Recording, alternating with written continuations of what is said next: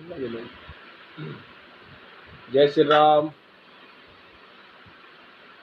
मित्रों, जय श्री राम। कुछ दिनों बाद आज पुनः आपके समक्ष उपस्थित हो रहा हूँ कुछ विशेष बातों पर। संस्कृति बचाओ मंच कई महीनों से प्रयास कर रहा है कि माँ भगवती की प्रतिमा की हाइट बढ़ जाए, और प्रयास अभी भी निरंतर जारी है। पंडाल की हाइट, पंडाल का जो साइज है वो भी बढ़ जाए, वो भी प्रयास जारी है। कल माननीय मुख्यमंत्री जी से भेंट हुई, माननीय शिवराज जी से, हमारे प्रदेश के मुखिया। हमने अपनी बात वहाँ रखी और सभी हमारे जितने भी माननीय गृह मंत्री जी से भी हमने अपनी बात पहुंचाई, उन तक भी उन्होंने भी बड़े ध्यान से हमारी बातों पर विचार किया, और बात को हमने अपने संगठन के स्तर पर संगठन तक पहुंचाने का पूरा प्रयास किया और पूरी जगह पहुंचाया भी। कल हमारे कुछ सभी संगठनों ने मिलकर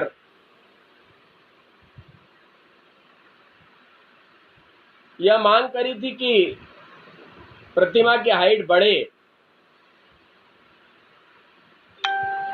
शासन ने उन पर लाठीचार्ज किया, पुलिस प्रशासन ने, उसकी हम निंदा करते हैं, क्योंकि उन्हें गिरफ्तार आप कर लेते।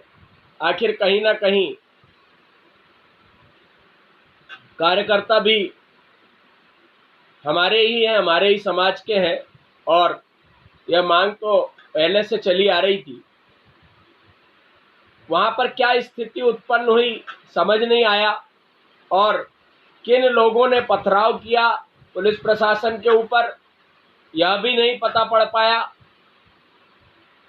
उच्च अधिकारियों से जो चर्चा हुई, उन्होंने कहा कि पुलिस के ऊपर भी पथराव किया गया, इस कारण से लाठी हल्का सा, उनका कहना यह कि हल्का बल प्रयोग किया गया। कुछ कार्यकर्ता हमारे घायल हुए। आज दिन भर उनके लिए प्रयासरत रहे, और अभी एसडीएम साहब से जमानत कराकर जो लोग हमारे कल जेल भेज दिए गए थे, उनके लिए संस्कृति बचाओ मंच, बजरंग दल और भी समस्त लोग, हमारे कार्यकर्ता वहां पर दिन भर से प्रयासरत रहे, और अंततः जब तक जमानत के कागज लेकर जेल रवाना नहीं किया गया तब तक हम वहीं थे। मित्रों, कल जिस प्रकार से उच्च पदाधिकारियों से, उच्च अधिकारियों से चर्चा हुई, तो संभावना है कि कुछ गाइडलाइन में परिवर्तन हो सकता है। आज या कल तक कुछ परिवर्तन आ सकता है, अगर माँ भगवती की इच्छा होगी तो, क्योंकि हम लोग माँ भगवती के सेवक हैं और उन्हीं की बात सर्वोपरि होती है। वो हमारी आराध्य है। माता रानी की अगर कृपा होगी और माता रानी की इच्छा होगी तो कुछ ना कुछ परिवर्तन होकर गाइडलाइन आ जाएगी। किंतु दूसरी बात, जिस प्रकार कल संगठन स्तर पर अधिकारियों से या संगठन के लोगों से चर्चा हुई, तो जिस प्रकार मरकज के कारण आज कोरोना पूरे देश में फैला हुआ है, और आरोप सिर्फ मरकज पे लग रहा है, तो मित्रों, हमारे हिंदू समाज ने हमेशा शासन की समस्त गाइडलाइन का पालन किया है, और पालन करके हमने अक्षरशः पालन किया है, और शासन के कंधे से कंधा मिलाकर हिंदू समाज चला है, आगे भी चलेगा। अगर गाइडलाइन में परिवर्तन होता है तो हमारे लिए सौभाग्य की बात होगी। उसके लिए माननीय मुख्यमंत्री शिवराज सिंह चौहान जी, माननीय गृह मंत्री नरोत्तम मिश्रा जी, साध्वी प्रज्ञा सिंह ठाकुर जी, हमारे प्रदेश के अध्यक्ष बीडी शर्मा जी, जहां जहां हमने अपनी बात रखी है, वे सभी लोग के लिए हम आभारी होंगे अगर ये गाइडलाइन में परिवर्तन होता है तो, क्योंकि एक तार्किक बात है कि 10 बाई 10 के पंडाल में जवारे नहीं बोए जा सकते, घट स्थापना होने में दिक्कत होगी, पुजारी कहाँ बैठेगा, पानी की अगर बौछार आई, और एक टेंट वाले पर भी जो एक साइज होता है वो 15 बाई 15 का होता है, अगर उससे ज़्यादा अनुमति मिले तो बहुत उत्तम बात है। लेकिन अगर गाइडलाइन में परिवर्तन नहीं होता है, हम शासन की गाइडलाइन का पालन करेंगे और जिस भी प्रकार से शासन जो आदेश करेगा वो करेंगे, पर प्रयास अभी भी निरंतर जारी है। संस्कृति बचाओ मंच का प्रयास समस्त कार्यकर्ताओं की अपेक्षा के अनुसार, उनने जो हिम्मत प्रदान करी है उसके अनुसार हम पूरा प्रयास कर रहे हैं और अंत तक करेंगे। आज कई जगह से जानकारी आई है कि जो पर्चियां लगा दी गई थी वो पर्चियां निकाल ली गई हैं, तो हमारे मन में एक प्रसन्नता हुई, खुशी हुई कि शासन ने एक बात तो हमारी मानी, क्योंकि मूर्तिकार ने मूर्तियां बना दी हैं, हमारी प्रतिमाओं का निर्माण हो चुका है, उसके पश्चात माँ भगवती के हम पैर काटें कि गर्दन काटें, क्या करें समझ नहीं आ रहा, हमारे समझ से परे था।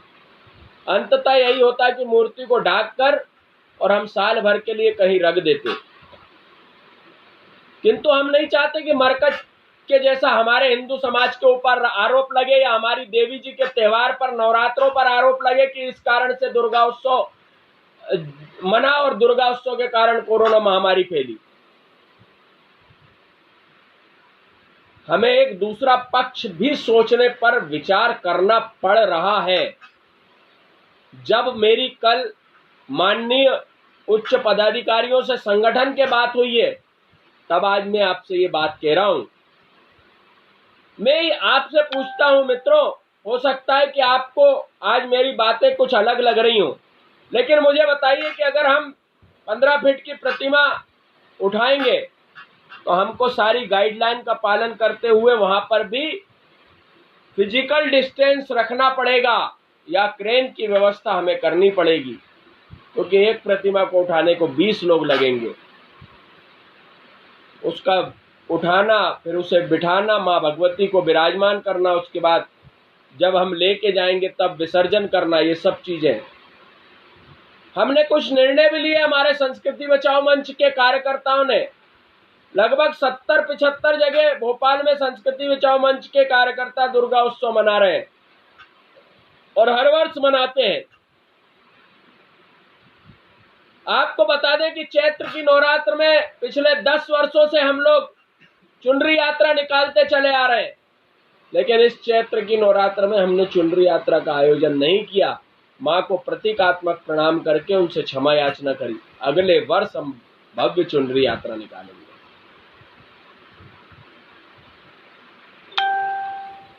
मैं ये कहना चाहता हूं कि हम जो प्रतिमाएं से पैसा हमारा इस वर्ष बचने वाला है, हमारे संस्कृति बचाओ मंच के कार्यकर्ताओं ने निर्णय लिया है कि हम इस वर्ष कुछ सकारात्मक भी काम करेंगे, क्योंकि कोरोना महामारी के चलते लोगों के घर खाने को नहीं है, लोगों के घर पहनने को नहीं है, तो हम नवमी का जो भंडारा रहेगा उस भंडारे में कन्याओं को भोजन कराने के पश्चात, कन्या पूजन के पश्चात निर्धन बच्चियों को, जरूरतमंद बच्चियों को, जरूरतमंद कन्याओं को हम पुस्तकें देंगे, कॉपियां देंगे, पेन देंगे, ड्राइंग शीट देंगे, ड्राइंग के कलर्स देंगे, स्केच पेन देंगे। यह देकर और उनको सुंदर सी वस्त्र अर्पित करके, उनको प्रणाम करके माँ भगवती से प्रार्थना करेंगे कि माँ इस कोरोना महामारी को शीघ्र मुक्ति दिला और हमारे ऊपर कृपा दृष्टि बनाओ। मेरा आप सभी से निवेदन है, आज मैं कुछ दशक दिन बाद आपके सामने लाइव आया हूं, क्योंकि बहुत सारे प्रयासों में लगा हूं और भगवती चाहेगी तो शीघ्र आपको माँ भगवती की कृपा होगी और प्रसन्नता से आप नई गाइडलाइन का पालन करेंगे। संभवतः आज या कल नई गाइडलाइन आने की संभावना है, और नहीं आई तो माँ की आराधना हमें फिर भी करनी है और धूमधाम से करनी है। खूब अनुष्ठान करेंगे, खूब पूजन करेंगे। कहते हैं कि सीताराम सीताराम सीताराम कहिए और जाई विधि राखे राम ताई विधि रहिए। मुख में हो राम नाम, जन सेवा हाथ में, तू अकेला नहीं प्यारे राम तेरे साथ में। विधि का विधान जान, हानि लाभ सहिए, और जाई विधि राखे राम ताही विधि रहिए। जिस प्रकार भगवान रखे उसमें हमें प्रसन्नता अर्पित करनी चाहिए, उसमें ही प्रसन्न रहना चाहिए। कभी घी घना और कभी मुट्ठी भर चना। अगर प्रभु ने हमें मुट्ठी भर चने में भरण पोषण का दायित्व दिया तो उसमें भी हम प्रसन्न हैं, और कभी भगवान ने कहा कि आज तो घी चुपड़ी रोटियां खाओगे तो उसमें भी हम प्रसन्न हैं। तो मित्रों, मेरा यही निवेदन है कि आप सभी लोग कुछ इंतजार करिए, और माँ भगवती चाहेगी तो शीघ्र अतिशीघ्र आपको प्रसन्नचित्त जानकारी प्राप्त होगी। भारत माता की जय। जय माता दी। वंदे मातरम।